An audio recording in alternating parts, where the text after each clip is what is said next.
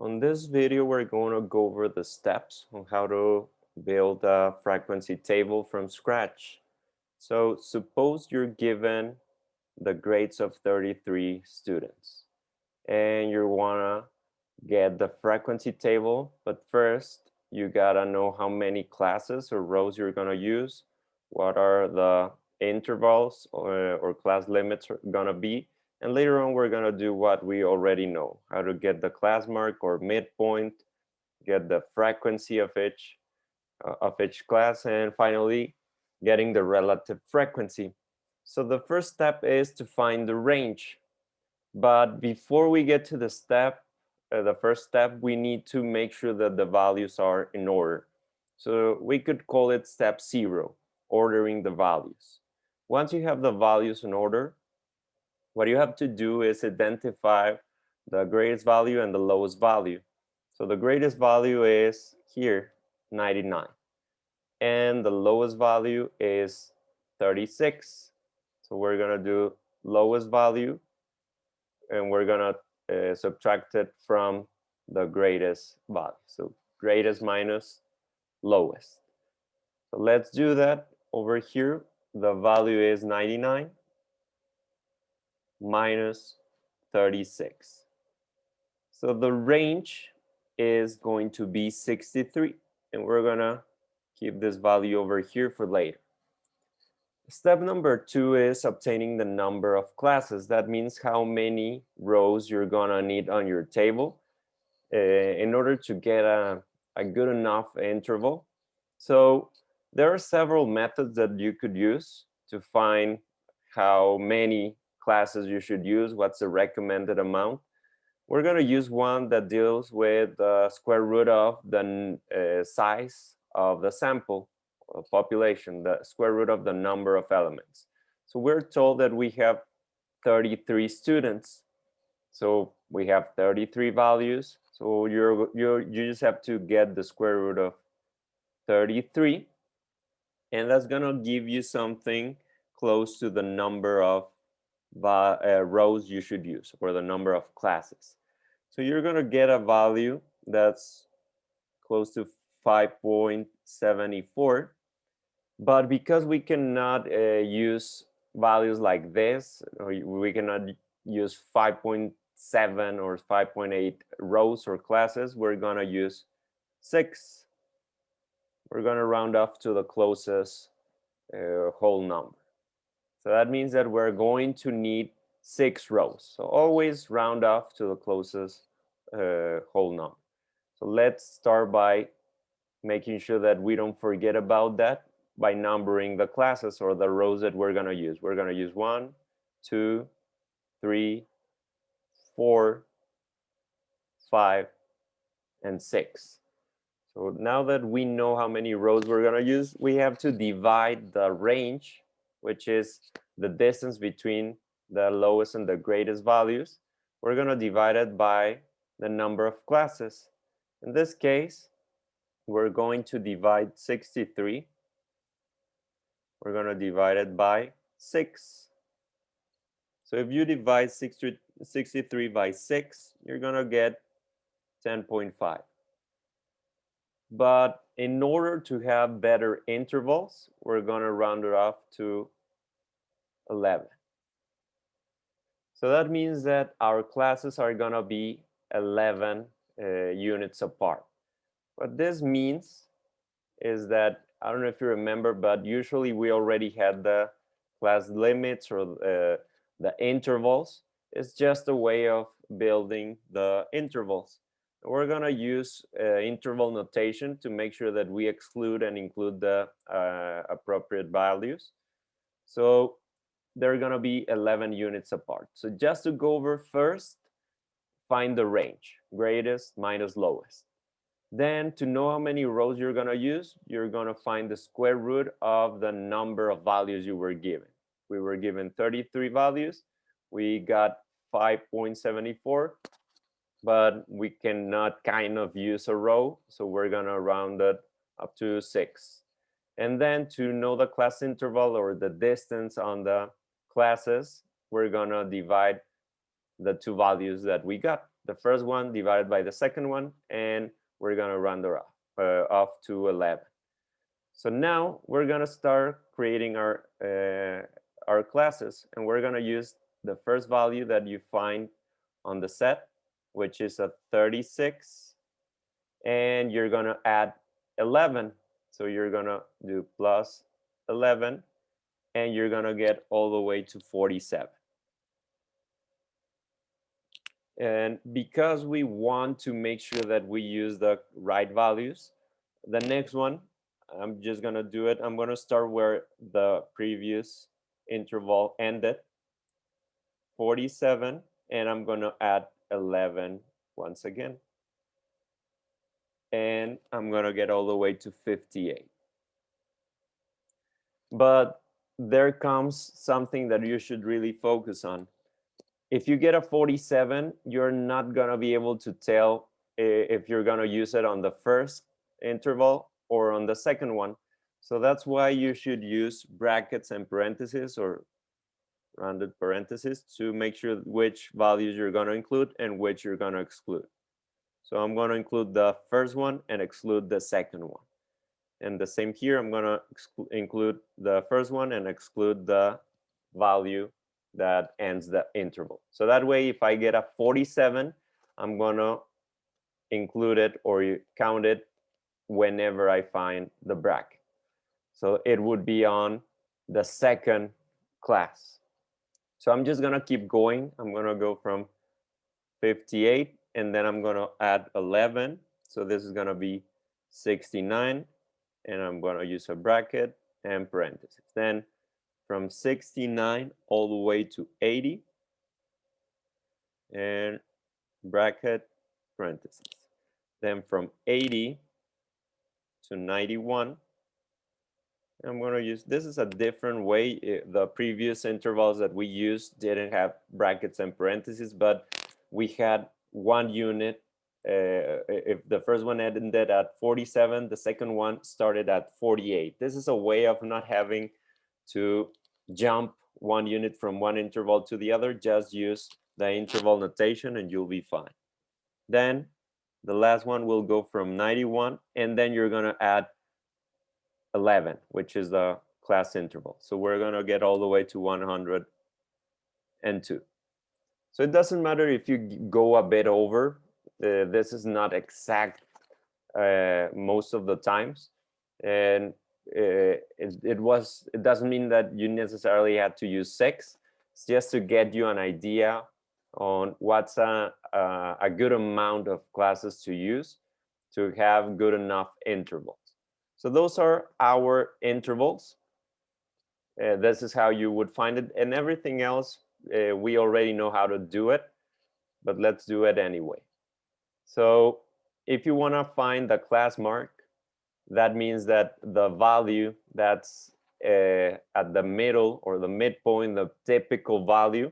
So you usually would go for the division, adding the 2 endpoints of the interval, which is 36, and the division by 2, plus 47 divided by 2. And if you do that, you're going to get 41.5. Then we're going to do the same thing on the next one. 47 plus 58. Remember, this is not accurate. It's just to get you an idea of what would be the most typical value of each interval. So we're going to divide it by 2, and we're going to get to 52.5. And you're going to notice that the class marks or midpoints are also 11 units apart because of this. So basically, you can follow the pattern.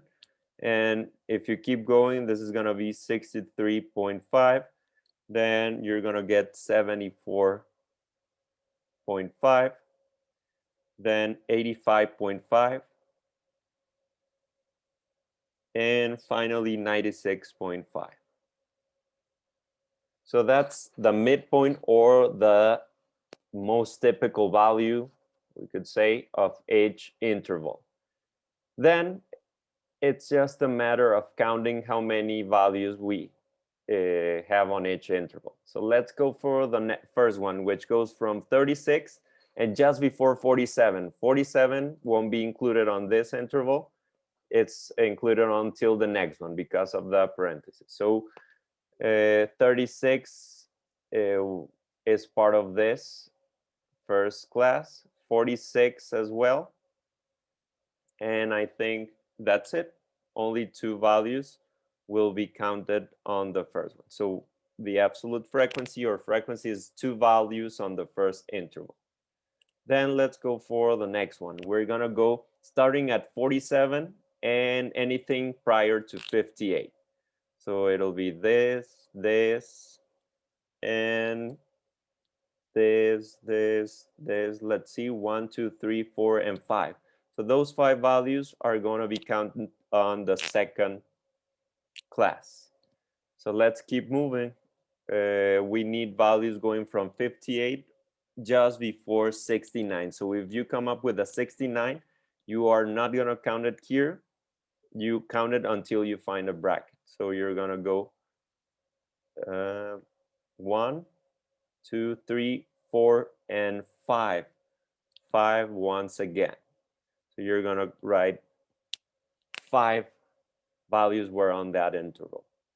Then we want to count the 69 and just before the 80. So let's try once again, 1, 2, 3, 4, 5, 6, 7, I believe. So 7 values are going to be counted on the second interval. Then starting at 80 and just before 91. So let's try with that. I'm going to use, let's see, well, let's use another blue. So we're going to start here and we're going to go 1, 2, 3, 4, 5, 6, 7, 8, 9. Looks like we have 9 values here. And finally, let's try with this one. We want values that are going from 91 and just before 102. So we're going to have the remaining values. 1, 2, 3, 4, and 5. 5 values. So let's write it down. 5 values. So just to be on the safe side, we're going to add those frequencies and make sure that we have the 33 students we were told at the beginning. So if you add them all, you should get a 33. So this is 10, 19, 26, 28, and 5. Yes, we have 33 in total. So the absolute frequency, the add of all of those frequencies should be 33. The relative frequency is 2 out of those 33 students. What percentage is contained on this class? So you are going to do 2 divided by 33. So you have 2 out of 33 on this first class. So it's going to be 0.06. So it'll be around 6% contained on this row. And if you keep going, this is going to be 5 over 33. So that's, I'm going to use this, around 0.15. So that's something close to 15%. So if you keep going, if you keep finding those frequencies, eventually, well, you'll know that this is 15% as well. If you do that division, you're going to find out that this is 21%, then 27%, and 15%. So what this means is, if you want to talk about this frequency table, is that around 21% of the group is getting a grade around 74.5. 27% of the group got a grade of around 85.5. 15% will got a grade around 96.5. So you get an idea of what the frequency of around each typical value is. And you could find two additional things, which is the cumulative absolute frequency and the cumulative relative frequency, which is basically adding the values up to a certain row. So if you want to find the cumulative absolute frequency until row number 5, you would add all of the values until that point. And all of those relative frequencies should add to something close to 100%. Perhaps because of rounding, you're going to be somehow short, but you should be close to something like 100%. So just to go over the steps, once again, have the values in order, then subtract the maximum value minus the minimum value. To know how many rows you're going to use, just get the square root of the number of data values you got at the beginning and round it off to the closest whole number, 6. And then you're going to divide the 63, the first number, by the second one, and that should also be rounded to the closest integer. So this is 11. So that means that we're going to use 6 rows, and each row should contain a distance of 11 units, starting with the lowest value, adding 11, and then continuing the next class from where you ended, 47, 36 plus 11, 47. The next one is going to start at 47, but now with a bracket. So the first interval excludes the 47 because of the parentheses, and we just keep adding 11 and then pushing the last value as the starting value of the next interval, like this. And finally, just find the class mark, count how many values are on each interval, and the relative frequency is 2 out of 33. How much is approximately that proportion? So you have 6% on this, 15% on the following class, and we keep going. And together you should get 33 students or 100%.